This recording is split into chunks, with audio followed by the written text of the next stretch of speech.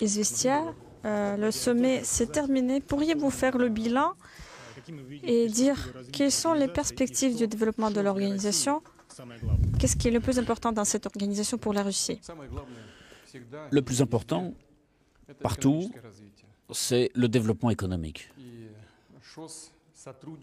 Et l'organisation de coopération de Shanghai, justement, réunit les conditions favorables au développement économique de la Russie, son développement social, et ça permet de satisfaire, de parvenir aux objectifs que nous sommes fixés. Et cette organisation de coopération de Shanghai comprend des pays dont la population sur leur territoire regroupe presque la moitié de l'humanité. C'est 25% du PIB mondial. Et ce qui est encore plus important, les économies des pays de cette région, donc des pays qui sont membres de cette organisation, se développent à des rythmes, à des taux qui sont bien supérieurs à ceux des autres régions du monde. J'ai parlé avec le président chinois, avec le Premier ministre indien, donc c'est 7% dans un pays, 5% dans l'autre. Donc c'est un potentiel qui est énorme. Et donc, le volume des échanges commerciaux avec ces pays augmente rapidement. Et si cette dynamique se maintient, et elle va probablement se maintenir, il y a un certain nombre de circonstances objectives qui le permettent, cela signifie que nous serons avec eux et nous défendrons nos intérêts. Et c'est ça le plus important. Bonjour, Russia.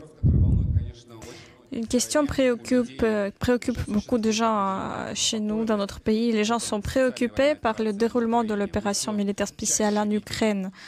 Nous voyons le plus souvent les frappes, même sur les territoires de la Russie, les attentats sur le territoire russe et des déclarations agressives selon lesquelles c'est la chute de la Russie qui est l'objectif final de l'Occident et de l'Ukraine, alors que la réaction russe est assez réservée. Là, il n'y a rien de nouveau ici à dire. Je suis même un peu étonné d'entendre votre question. Ça fait 10 ans que les pays occidentaux n'ont cessé de cultiver l'idée de la désagrégation de l'Union soviétique puis de la Russie. Et j'ai déjà cité certains dirigeants britanniques, par exemple, après la Deuxième Guerre mondiale, après la Première Guerre mondiale aussi, après la Deuxième Guerre mondiale. Et déjà, Dzerzhinsky avait déjà indiqué tout cela avec certaines volontés de diviser la Russie. Après, il avait changé lui-même de position. Il avait pensé justement qu'il fallait, au contraire, maintenir la Russie unie face à la Chine. Et donc, nous voyons la politique qu'ils suivent et nous voyons que ils utilisent des instruments qui sont inacceptables. Ils ont toujours voulu déstabiliser notre pays. Et ça signifie qu'à un moment, il y a eu l'idée justement d'utiliser l'Ukraine pour parvenir à cet objectif. Et aujourd'hui, c'est ce qu'on voit. En vous répondant, je le dis. Et il y a une conclusion qui s'impose ici, c'est que pour éviter tout cela, justement, nous avons lancé cette opération militaire spéciale et un certain pays occidentaux, en particulier les États-Unis, voilà, ils voulaient créer une enclave anti-Russie et secouer, perturber toute cette situation dans notre région. Et c'est justement notre objectif, c'est éviter une telle évolution de la situation. Alors, je ne dirais pas que notre réponse est mesurée, mais en tout cas, le déroulement de l'opération militaire spéciale, ce n'est pas un avertissement. C'est une opération spéciale au cours de laquelle nous voyons les tentatives qui sont faites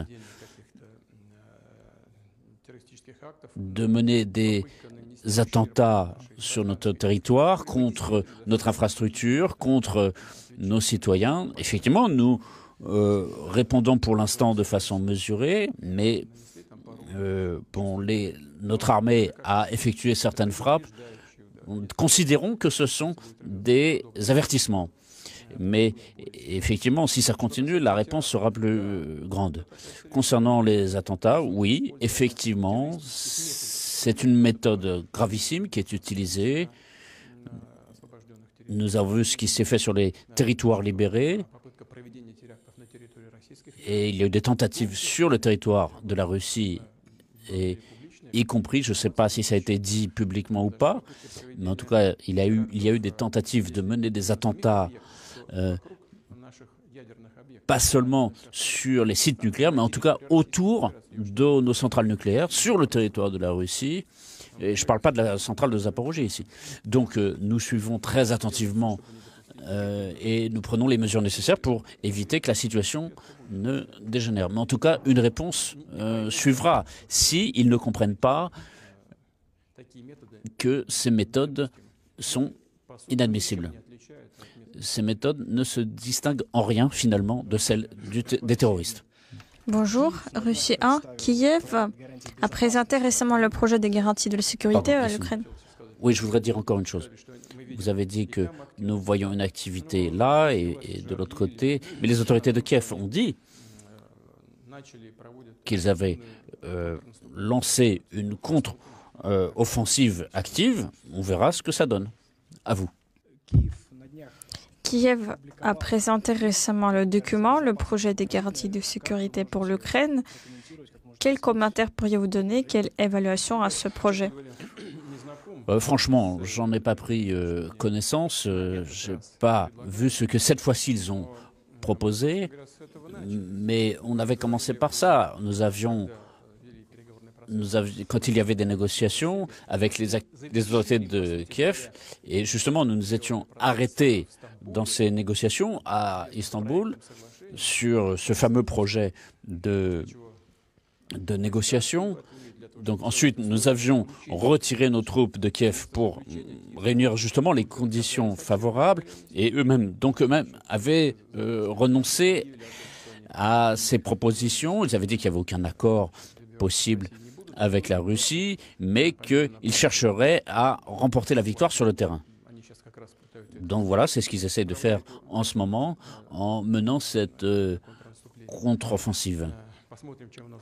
Nous verrons comment cela va se finir. En ce qui concerne les garanties de sécurité, dans l'ensemble, il y avait des garanties très strictes que nous avions proposées de notre part, de la part des pays de l'OTAN, au niveau régional avec l'implication de la Turquie. Et en gros, nous étions d'accord. Il y avait certains points sur lesquels il fallait encore travailler un peu, mais en tout cas, c'était une exigence importante. Donc les autorités de Kiev elles-mêmes ont mis ça de côté. Je ne sais pas ce qu'ils ont inventé à la place, parce que leur position, quasiment sur chaque point, change presque chaque jour. Donc il faut regarder.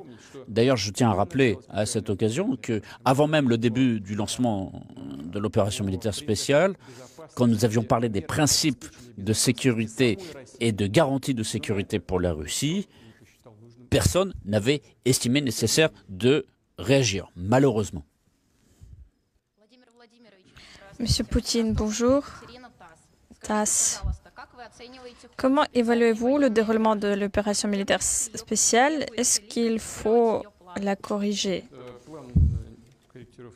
Il n'y a pas de correction à apporter à ce plan. L'état-major, au cours de l'opération, au cours de son déroulement, prend des mesures. Il réagit en fonction de la situation. Le but principal demeure le même, c'est la libération du Donbass.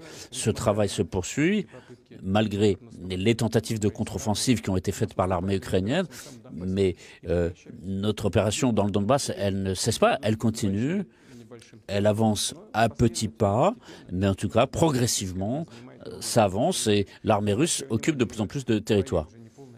Donc ce n'est pas toute notre armée qui lutte ici, c'est une partie, ce sont les contractuels qui travaillent ici, ceci est lié à un certain nombre de paramètres clairs au niveau des effectifs, mais sur cette partie de l'opération, en fait, il n'y a pas de véritable changement. Au fond, ce que l'état-major considère peut-être d'appuyer plus à tel ou tel endroit, mais en tout cas, l'objectif final n'a pas changé et l'opération continue. RIA Novosti. Monsieur Erdogan a-t-il fait la proposition pour votre réunion avec Zelensky? Qu'est-ce qu'il a dit? Est-ce qu'il a fait la proposition d'avoir une réunion avec Zelensky? Il le propose tout le temps, vous savez, depuis longtemps. Et il n'y a rien de mal là. Le président turc apporte une contribution significative dans la normalisation, notamment en matière sur la question alimentaire, autour des céréales ukrainiennes. Et je dirais que c'est en grande partie le fruit de son travail. Donc effectivement, sa contribution est importante sur des questions qui sont graves autour de cette crise.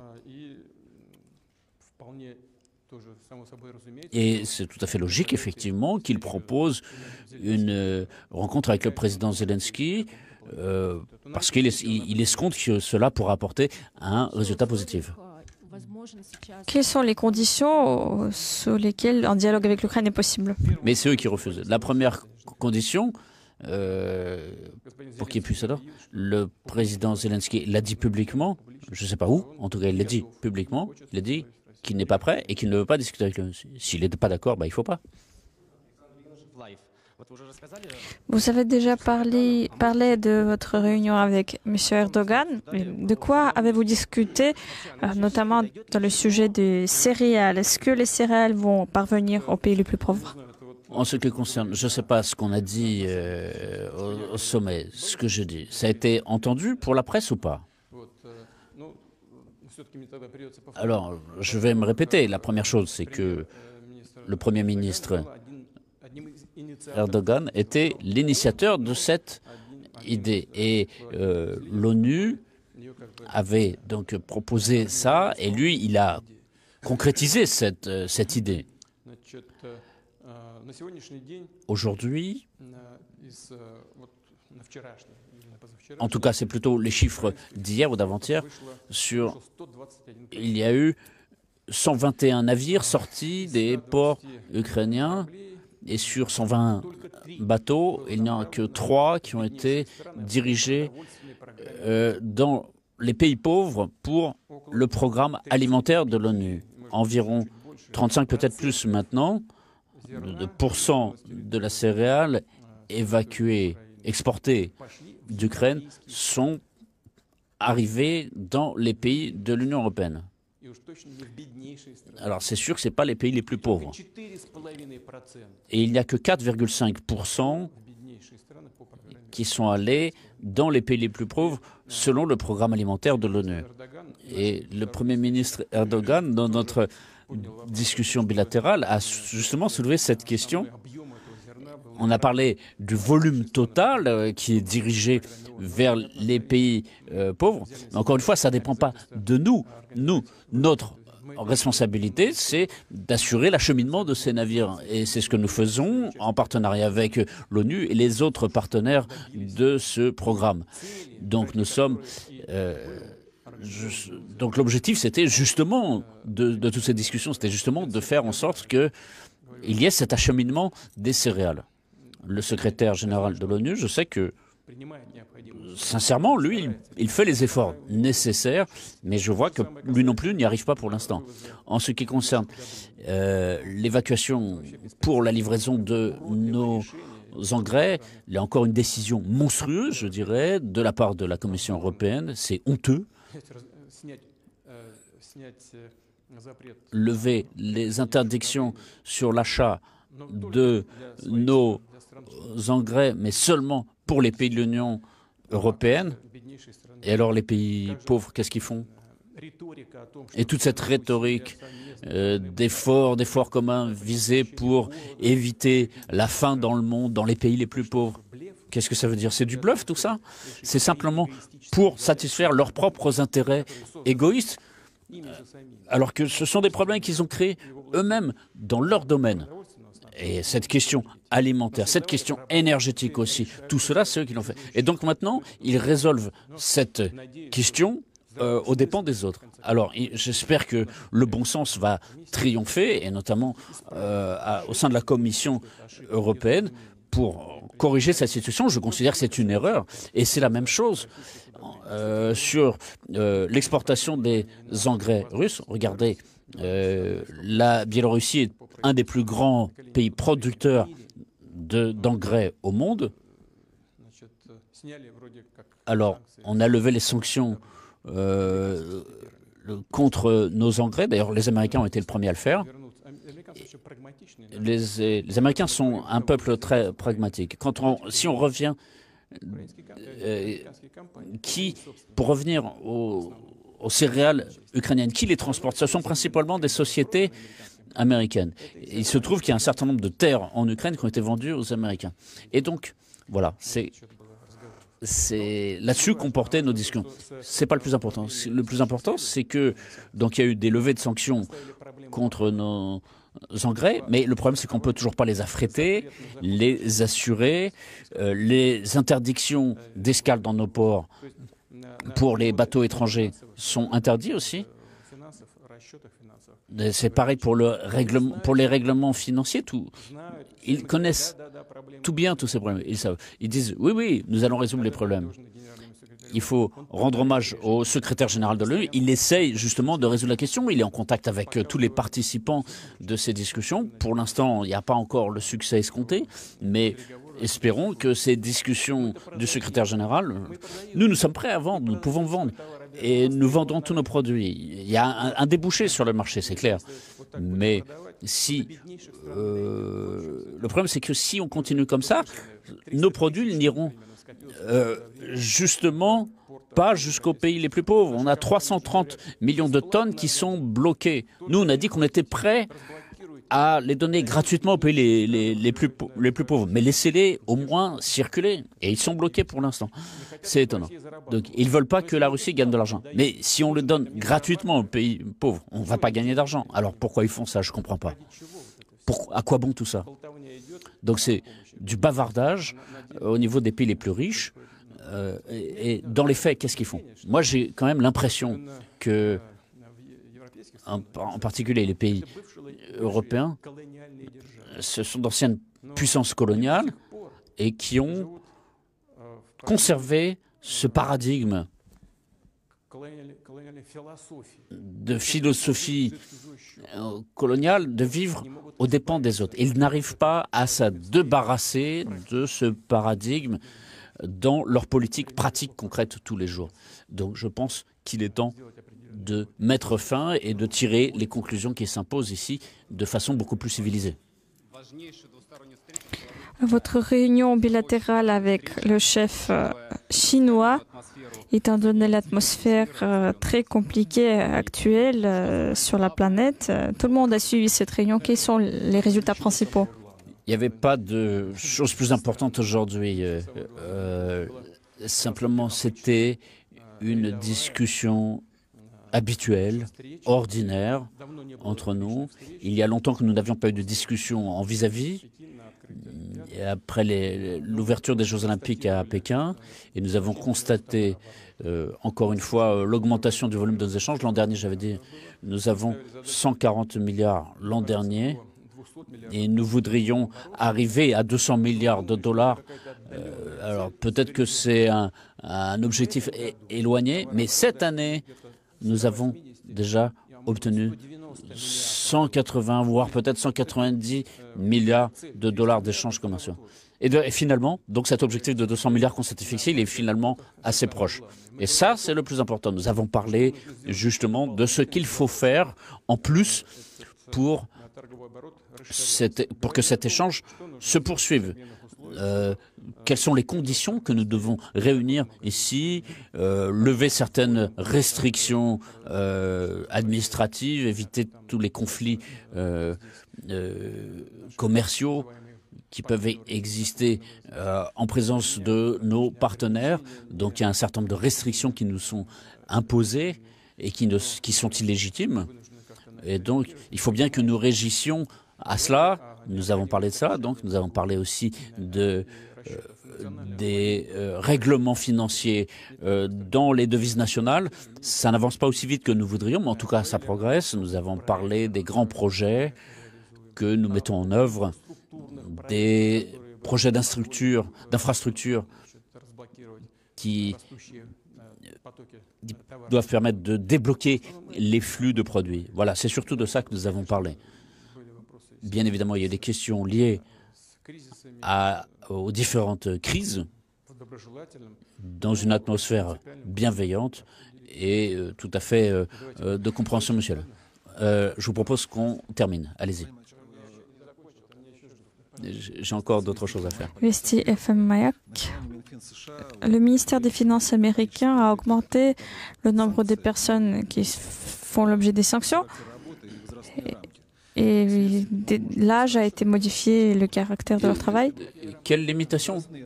L'âge, je parle de l'âge. Je vais expliquer. Je n'avais pas compris pourquoi. Il y a Maxime Oreshkin qui fait objet de ces sanctions, votre aide, mais... Maxime Oreshkin, qu'est-ce qu'il a? Il est sous sanction maintenant. Il est sous sanction? C'est probablement parce qu'il a rencontré Erdogan. Voilà, il a rencontré Erdogan et tout de suite il a été placé sous sanction.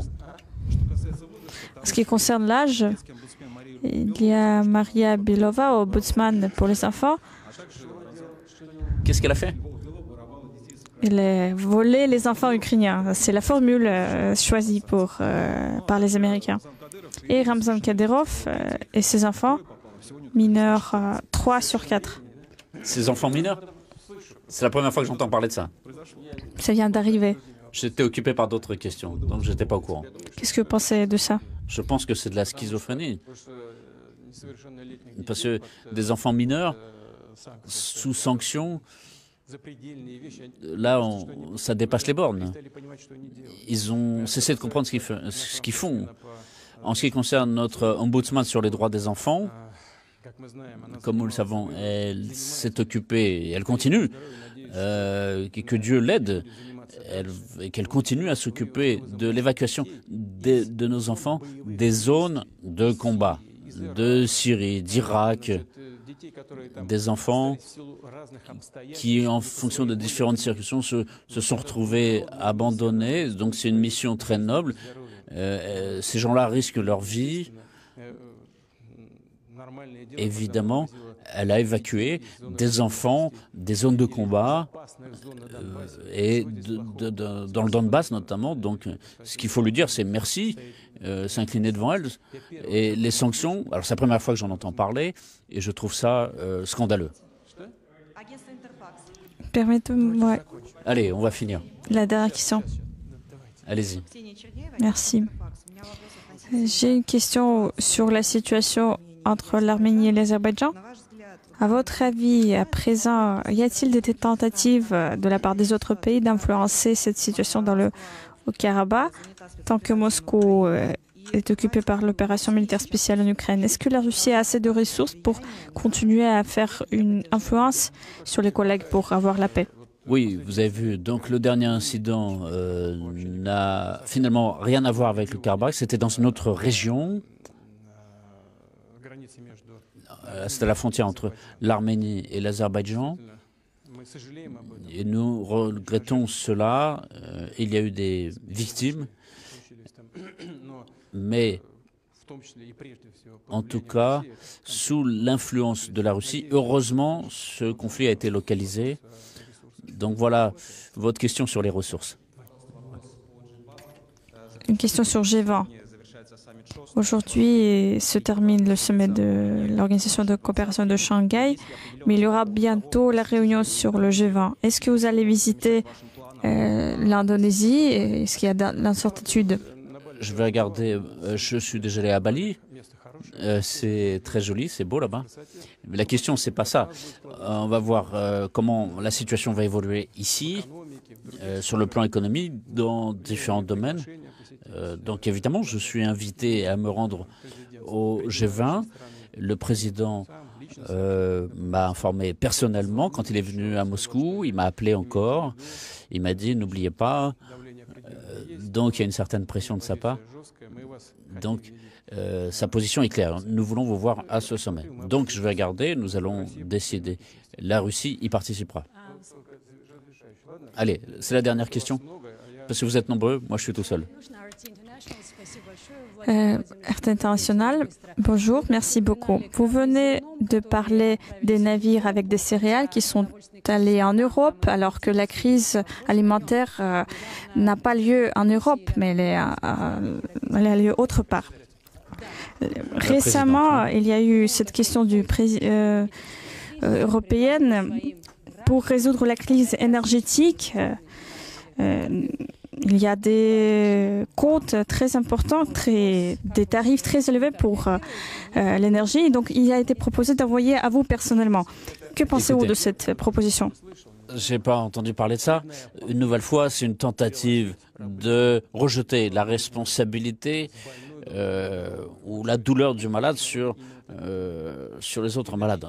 Ici, la crise énergétique en Europe, elle n'a pas commencé avec le début de l'opération militaire spéciale en Ukraine, dans le Donbass. Elle a commencé bien avant, au moins un an, voire plus. Elle a commencé, aussi curieux que cela puisse paraître, par la question de la transition verte. Évidemment, il faut se préoccuper du climat. Effectivement, il y a un point de non-retour quand le climat se change de telle façon qu'on ne peut plus, on ne pourra plus arrêter ce processus. Il faudra aller voir sur une autre planète du système solaire, où peut-être il y avait eu la vie selon les scientifiques autrefois. Mais aujourd'hui, il fait 500 degrés, c'est pas invisible. Évidemment, personne ne veut ça, mais il faut le faire de façon progressive. Pour cette politique dans une conjoncture très définie, ils ont commencé les banques ont cessé de donner des crédits pour le secteur des hydrocarbures. Le gouvernement a cessé de donner des terres. Ils ont cessé de financer les constructions dans le domaine des infrastructures pétrolières. Donc, ils arrêtent ces infrastructures. Mais cela s'est passé déjà il y a plusieurs années. Aujourd'hui, on voit que les prix ont augmenté, par exemple sur le gaz aux États-Unis. Mais l'extraction augmente aussi, mais pas autant que si vous voulez, parce que les banques ont peur de donner des crédits. Vous comprenez que les spécialistes, les experts comprennent très bien. Mais ces déclarations populistes qui disent c'est lui le coupable, allez voir, ça c'est simplement pour se protéger de l'indignation de leur propre population. Ça c'est le premier point. Donc, c'est des points de repère qui sont faux. On a anticipé alors qu'on n'était pas prêt à répondre aux défis de l'énergie verte face aux quantités immenses qui correspondent aux besoins de l'économie. Donc l'économie, elle croît et il y a moins d'énergie pour répondre à ces besoins. Le deuxième point, sur le gaz, on avait cherché à convaincre les Européens, leur disant, ne regardez pas sur les prix du marché. Je l'ai dit, je le répète, Gazprom a besoin d'investir des milliards dans les nouvelles exploitations dans l'espoir qu'il vendra ce gaz. Et c'est là l'intérêt de conclure des contrats à long terme.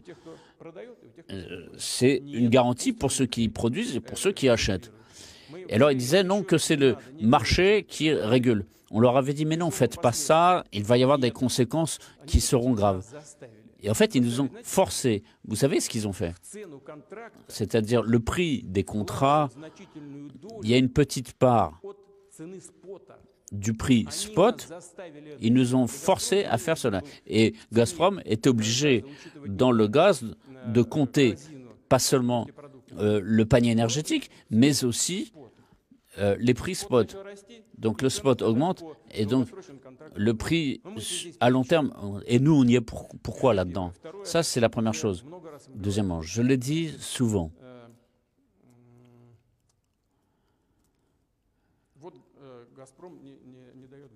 Gazprom ne fournit pas de gaz. Mais vous êtes normaux ou quoi? La Pologne a mis sous sanction le gazoduc Yamal Europe. Et Scholz m'a appelé. Il dit appelez Varsovie, dites-leur qu'ils ouvrent l'itinéraire. Mais c'est tout. Le deuxième point, 2 itinéraires sur le territoire de l'Ukraine. Et donc l'Ukraine a fermé, elle leur prend de l'armement et elle a fermé un des 2 itinéraires. Et encore 25 milliards de fermés. Donc je ne vais pas m'attarder sur les milliards, mais je parle des itinéraires. Appelez Kiev, dites-leur, c'est à eux d'ouvrir. Et puis, enfin par exemple, Nord Stream 1, il y a une turbine qui est en panne, puis une autre. Ce n'est pas nous qui les mettons en panne. Alors, il y avait des opérations de maintenance qui étaient prévues, un contrôle technique. On a découvert, en présence des spécialistes de Siemens, on a vu des fuites d'huile. Donc, ils ont fixé, ils ont signé les comptes rendus, ils ont dit il faut faire des réparations pour éviter une explosion. Donc, on a apporté ça, et après on dit Gazprom ne récupère pas la turbine. Mais on l'a dit souvent, Gazprom, pour l'entretien des turbines, a un contrat non pas avec Siemens, mais avec sa filiale. Et la filiale en Grande-Bretagne doit délivrer des documents sur lesquels tout est fixé, parce que les turbines, c'est notre propriété.